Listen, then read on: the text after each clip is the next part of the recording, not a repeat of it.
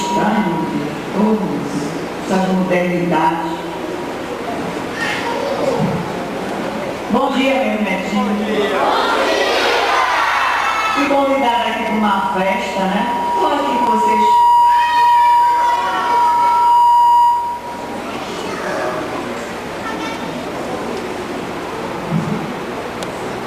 Bom dia! Bom dia!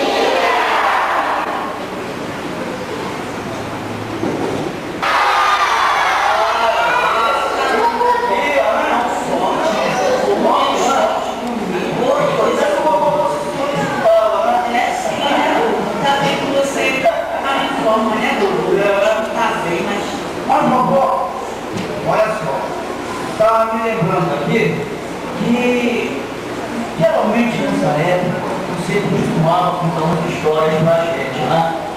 Está lembrada? Estou lembrada. Pois é. Será que você não quer contar de novo uma dessas histórias pra gente, de novo, nessa matéria aí? É com muito prazer. Todo mundo gosta de escutar minhas histórias. Você. Veja aí a história aqui.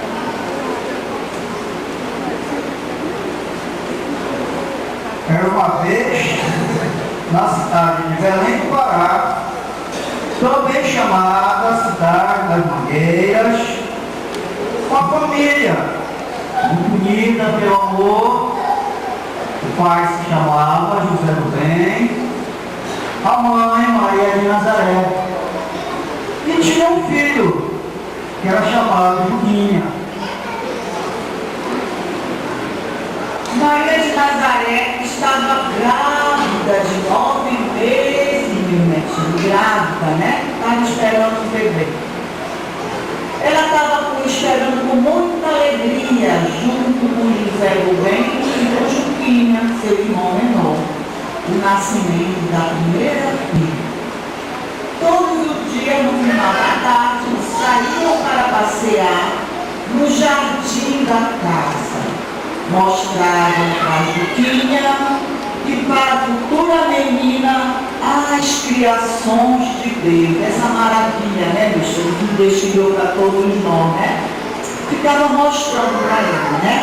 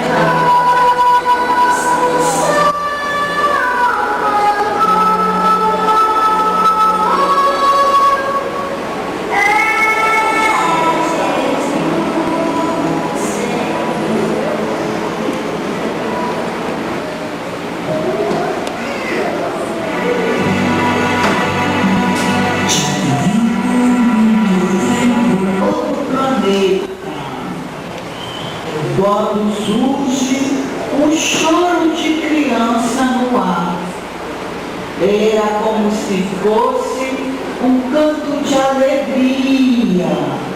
José do Bem gritava de alegria: nasceu minha filha, nasceu.